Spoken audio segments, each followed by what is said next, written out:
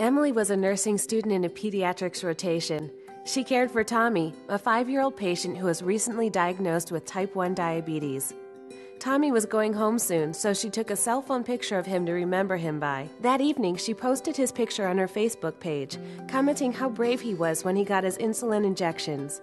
2 days later, Emily was called into her dean's office. A nurse from the hospital had seen the photo and caption and reported them to hospital officials. Emily was informed that her actions were a breach of her patient's confidentiality and a violation of federal privacy laws. Even though Emily had an excellent record as a student nurse and had only the best intentions in her post, she was expelled from her nursing program, and the program was barred from using the pediatrics unit for their students. Hi, I'm Kelly, a staff nurse here at the hospital. If you use social media properly, what happened to Emily will never happen to you. Nurses are increasingly utilizing social media not only for personal use, but also as a way to foster professional connections and timely communications with patients and their families. But social media used inappropriately can result in disclosing too much patient information and violating the rights to privacy and confidentiality of information. This is what happened to Emily. Healthcare organizations typically have clear policies governing employee use of electronic and social media in the workplace. It is outside the workplace, however, where policies are often less clear and the potential for inappropriate use of social media is greatly increased. Effective nurse-patient relationships are built on trust. A cornerstone of that trust is patient privacy, which is a key part of a patient's expectation of being treated with dignity and respect. Any patient information that a nurse has access to during the course of treatment must be safeguarded. With very limited exceptions, such information may only be disclosed to other members of the healthcare team for the purpose of providing care for the patient.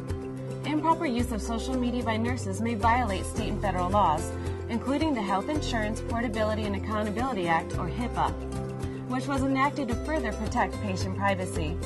Additionally, inappropriate uses of electronic and social media may be reported to your Board of Nursing, resulting in possible disciplinary action for unprofessional or unethical conduct, breach of confidentiality, or other infractions. While it's true that some intentional or malicious misuses of social media do occur, the majority of inappropriate disclosures or postings are unintentional. Usually, they're the result of the mistaken belief that the communication or posting is private and accessible only by the intended recipient, that content deleted from the site is no longer accessible, or that it is acceptable to discuss or refer to a patient in a posting if they're not identified by name. By being cautious and alert to potential or improper uses of social media, you can avoid inadvertently disclosing confidential information concerning your patients. Remember, you have an ethical and legal obligation to maintain patient privacy at all times. This means that you should never take photos or videos of patients using your cell phones or other personal devices. Be sure to follow employer policies for taking photos or videos of patients for treatments or other permissible purposes by using employer-provided devices. Even experienced nurses should be vigilant about avoiding serious violations of patient confidentiality, as Jason learned. Jason has been a nurse for 12 years and is working in hospice care. One of his current patients, Maria, maintains a hospital-sponsored online page to keep her family and friends updated on her battle with cancer. One day, she posted something about her depression and the difficulty of finding effective treatments for her physical pain. Jason saw the post and responded by writing a comment to Maria. He wrote that he understood her last few days had been difficult, and he was hopeful that the new medication, along with the increased dose of morphine, would provide some needed relief. The next day, Jason ran into a friend who said she saw his post.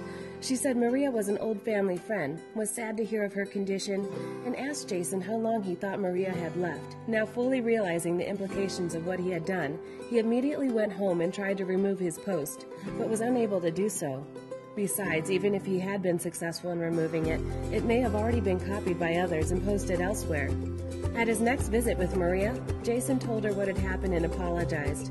Jason then self-reported his breach of patient confidentiality to his Board of Nursing and is awaiting the board's decision concerning any disciplinary action. Jason learned the importance of carefully considering the full implications of posting any information about patients on any website, including hospital-sponsored sites. It may at times be appropriate for nurses to express empathy and support for patients on a website, but they must be careful not to disclose private patient information. Inappropriate use of social media can derail someone's dream to be a nurse, as it did for Emily. But even for experienced nurses like Jason, who have exceptional work histories, inappropriate use of social media can and does happen.